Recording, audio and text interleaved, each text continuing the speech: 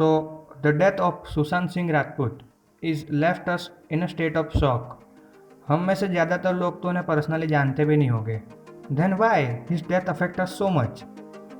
क्योंकि शायद आजकल की यंग जनरेशन अपनी लाइफ को बॉलीवुड के सेलिब्रिटीज के साथ कंपेयर करने लगी है, और एक यंग एक्टर जिसके पास पैसा, फेम सब कुछ था, फिर भी उसने सुसाइड कर लिया. ये बात हमारे मन में एक डर पैदा करती है कि हमारे साथ क्या होगा.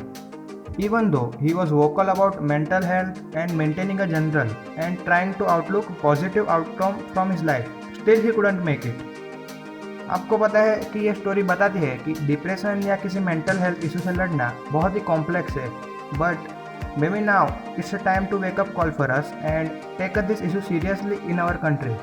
सो अकॉर्डिंग टू हु, इंडिया में 5 में से 1 इंसान डिप्रेशन या किसी अदर मेंटल हेल्थ से गुजर रहा है, और इनमें से बहुत ही कम लोग ही प्रोफेशनल की हेल्प ले पाते हैं. और एक रिपोर्ट के अनुसार हमारे देश में 20% लोग इस साल के अंत तक किसी मेंटल हेल्थ या और किसी इलनेस से गुजर रहे होंगे, और इसके सामने देश में सिर्फ 4 या 5,000 ही professional mental health consultant available है.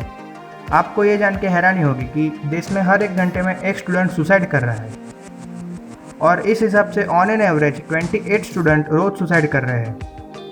It's meant only one thing, that mental health is an epidemic in our country and we really need to address it. और सुसाइड कभी भी एक इंडिविजुअल का फेलियर नहीं होता, वो सोसाइटी और कम्युनिटी का फेलियर होता है. और हम लोगों ने कभी मेंटल हेल्थ को इतनी प्रायोरिटी दी ही नहीं, और ऊपर से सोसाइटी का स्टिग्मा इतना है कि कोई इंसान डिप्रेस्ड है तो उसे पता भी नहीं चलता कि वो कहाँ जाए, किससे बात करे, and how to make people understand him without a judgement. हम सब कभी ना कभी इस सिचुएशन से गुजर चुके होंगे या गुजर रहे होंगे. तो अब सॉल्यूशन क्या है? सबसे पहले तो अपने प्लस पॉइंट को पहचानें. हम सबके पास कुछ ना कुछ प्लस पॉइंट जरूर होते हैं, उस पर ज़्यादा से ज़्यादा ध्यान दें. It's okay to feel depressed. आपके कोई क्लोज फ्रेंड या रिलेटिव से बात करें, उन्हें बताएं कि what you have been going through. Start writing your thoughts in a diary और do yoga and meditation. I know it can be difficult to calm your mind at first, but believe me, you eventually get there. And most important thing, therapist या mental health consultant के पास जाए. It really helps. But if you can't afford to go there, you can call any helpline number from NGO and other government programs. और smartphone के लिए भी कुछ apps available है which can really help to calm your mind. और अगर आप किसी दोस्त या रिलेटिव की मदद करना चाहते हैं तो first be empathetic towards to them. First listen to them without passing any judgement.